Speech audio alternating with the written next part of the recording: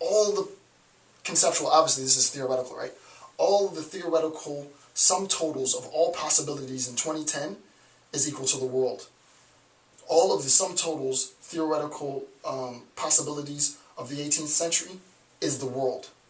So what we see then, in a very real sense, is that the world has expanded. The world of 2010, not the geographical world, right? Not the physical structure, sort of archaeologically based, geographically measurable world is bigger. That's not what he's saying. But the world as regard to the possibility is advanced.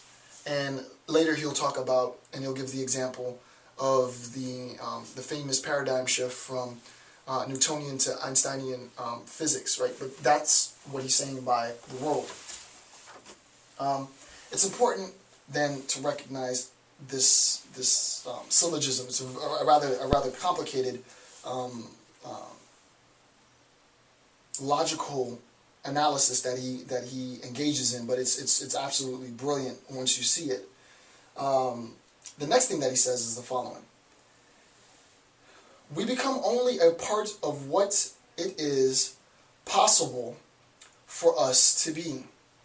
The world of our possible existence is always greater than our destiny or actual existence. Let me read that again. The world of our possible existence is always greater than our destiny or actual existence. The world of our possible existence. Now, what does that mean? Well, you can imagine this, that here I am, and before me is my life. And this world that we now understand is the totality, W-O-R-L, the world that we now understand is the totality of all possibilities, right? This totality will always be larger than, so that the world will always be larger than my actual existence. I have decided to get a BA. I have decided to get an MA. I have decided to get a PhD. I have not decided to get a JD. I have not decided to get an MD. I have not decided to get a Psych D, right? So that the possibilities are still there, right? I could theoretically decide to make those decisions and complete those degrees. I have not. The actual world of possibility will always be greater than my actual existence, right? My actual existence will be just a portion of the potential that I could be, right? So you can imagine your mother saying, make sure you live up to your potential, is one thing. It's another thing to say, make sure you live up to your total potential. It is important to recognize that our total potential can never be actualized. You can never fulfill your total potential, right? You can fulfill a very focused, a very precise, a very specific potential. I've decided to become a professor. I did not want to be a lawyer. I did not want to be a medical doctor. Those possibilities are open to me. I could choose to do that maybe at some other point in my life, but I have decided to fulfill this potential. That actual potential will always be smaller than the total potential. That's all he's saying. But it gets a little bit more complicated, right? Now, imagine that this is the 21st century. The question is, what would my potential have looked like? What would my total potential have looked like in the 18th century? In the 21st century, here's what it looks like. What would it have looked like in the 18th century? Well, assuming that they had PhDs that you could complete, I don't know that they did. Wait, 18th century? No, yeah, they did, of course. They had PhDs that you could complete. What would my total potential have looked like then? Well, we know for a fact that the Psych D wasn't around, right? And I'm not sure if there were medical doctors, but I don't know about the MD. But you get the point, right? There were less potentials for me. I couldn't have been a cyber lawyer. I couldn't have been a Silicon Valley CEO, right? I couldn't have been a software programmer. I couldn't have been some other thing that is contemporary, right?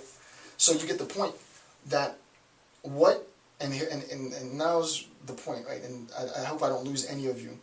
The point is the total potential increases with time.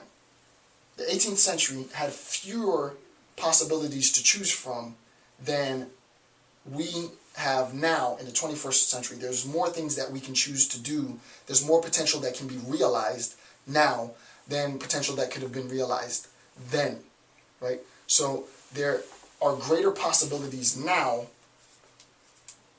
than there were in the 18th century. So if I were to ask, if this were a class and I were to ask the students, so what do you think I would need to draw here, or what would I have to do here to talk about the total potential according to the Gasset in the 22nd century, in the next century? Well, the answer you should know now is to draw even more circles, right? Is to draw even more circles. There's even more things. There will be even more things that I can do in the next century. There will be concepts and things that can be done. There will be degrees and awards that you can attain in the next century that we literally can't even think of, conceptualize now, right? And the whole point of theory, my students always ask me, why is theory of any import? Is because theory is the very foundation with which these things are brought into actual existence, right? You need the theories, the ideologies that govern reality, that talk about the structure and the nature of logical thought and analysis in order for us to actually bring these opportunities into existence, right? So that we recognize that the actual existence now, the actual possibilities now, are greater than in the 18th century and are less than, right, the 21st century, the 22nd century. So it's greater than the 18th now, greater than the 18th, but less than the 22nd century, right? So the actual existence now is greater than the actual existence of the 18th century, but less than that of the 22nd century, because we have more possibilities, or less, respectively, to choose from. Okay, so here's the analysis. The world is equal to total possibility, and we talked about that. The world is greater than actual existence, which is what I just said.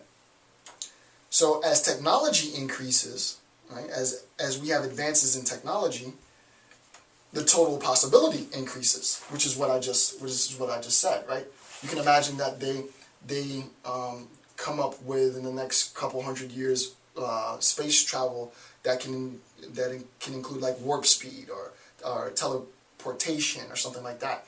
There might be a whole industry for teleportation devices that don't exist, and you can imagine teleport your message to mom, and then FedEx would really hate that, but FedEx would probably be at the forefront of the teleportation devices, because as soon as teleportation happens, then there's no need for mail carriers, and once there's no need for mail carriers, there's going to have to be a structure in place to teleport your gift from your home to your mom's home, and you can imagine that FedEx is going to be right at the forefront of that, right? But right now that doesn't exist. So when that technology advances and that is offered, there will be a possibility for that to be actualized in the future. So as technology increases, total possibilities increase. That makes sense. As total possibilities increase, our actual existence, however, and this is important, becomes less significant. And this is a very important point. I want to read this part out of Gasset, because you might not catch that, right? Nevertheless, for the man of the middle class who lives in towns, and towns are representative of modern existence, we would call it the suburbs, representative of modern existence, the possibilities of enjoyment have increased. Now, this is the key point.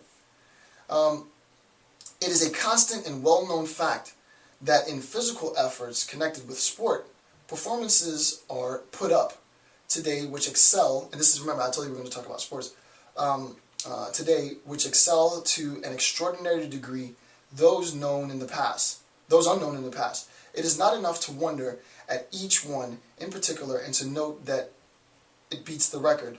We must note the impression that their frequency leaves on the mind. What does this mean?